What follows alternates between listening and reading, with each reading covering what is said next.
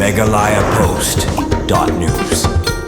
General Secretary Berim ke Khasi Student Union KSU Samla Donald V Thaba ulang baga Central Executive Committee CEC bertemai kan sesiam mekarai halor ke jingkot ikaran menteri rengba ke jela halor kisan teli kimat jeng dawa ya kan iu Samla Donald ulang hadian bekinu ilam ke KSU harengkat ke jing senran lang kinu ilam CEC Berim kila lek kendu ikilaingut kinu ilam ke CEC temai hadis district jail laban kedau baya kinu ilam bah kemat du jong ke KSU nadu Samla Raymond Karjana Presiden Samla Penkemen lang Sanmiet Vice President baru Samla Reuben Najar General Secretary lawan ilam biang Shashilong Badmenta kidan hadis district jail habokaran sekilar patai kubur Samla Donald ulai itu babar ulaingut kinu ilam ke KSU CEC kidan apdeng kemet kabakot bakia ke KSU CEC kan salum gejing ilang bakarki banekaran halor gejing kod ekaran menteri rengba kajela halor santeli kimat jeng dawa ke CEC hi kan sasyemi karai lakan kentat ne pedangnya gejing kod ekaran ke sorkar jela laban kedau bahadu mentah sangut kinu ilam KSU CEC kila syakem hadin bami ke kenrum kenram hakarali arsyaka kebelalong haka khatkendai tarik unailar hanongba Shillong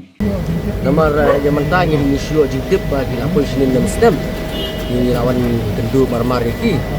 ha apa ini berkata gila aibor ya ka ni CC berang dan sabar begini penbek begini kan sesong CC sibet kin sesem ya karai pada apa ini cepat juga sorkar ban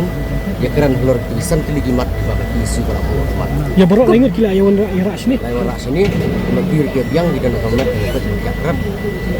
ya awal di sini kemudian kam mentah kita simragi ni sisi di pemerintah nak bayar daripada dapat mungkin le aku cepat keren ke sorkar ya kan isi Meghalaya Post.news.